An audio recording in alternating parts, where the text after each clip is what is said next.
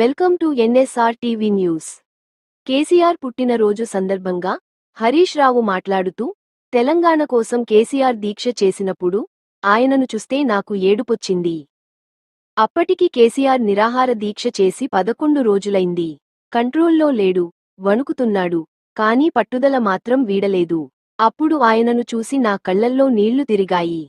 ఫిబ్రవరి 17 మనకెంత ముఖ్యమో నవంబర్ 29 కూడా చరిత్ర పుటల్లో అంతే ముఖ్యమైన దినం.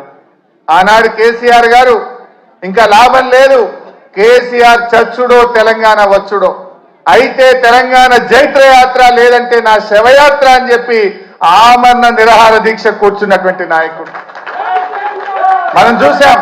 గాంధీజీ గారి సత్యాగ్రహం చూసాం, పొట్టి శ్రీరాములు గారి ఆమరణ దీక్ష చూసాం.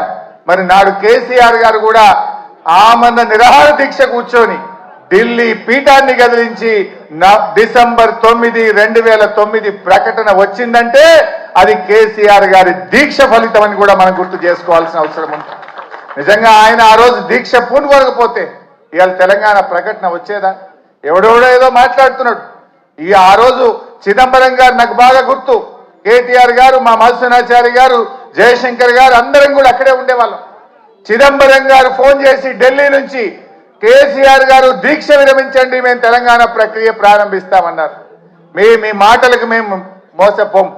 మీరు స్పష్టంగా ఢిల్లీ నుంచి తెలంగాణ రాష్ట్ర ఏర్పాటు ప్రక్రియ ప్రారంభిస్తున్నామని స్పష్టమైన ప్రకటన కేంద్ర ప్రభుత్వం నుంచి చెప్తే తప్ప నా దీక్ష విరమించను అని చెప్పి కేసీఆర్ గారు చెప్పింది.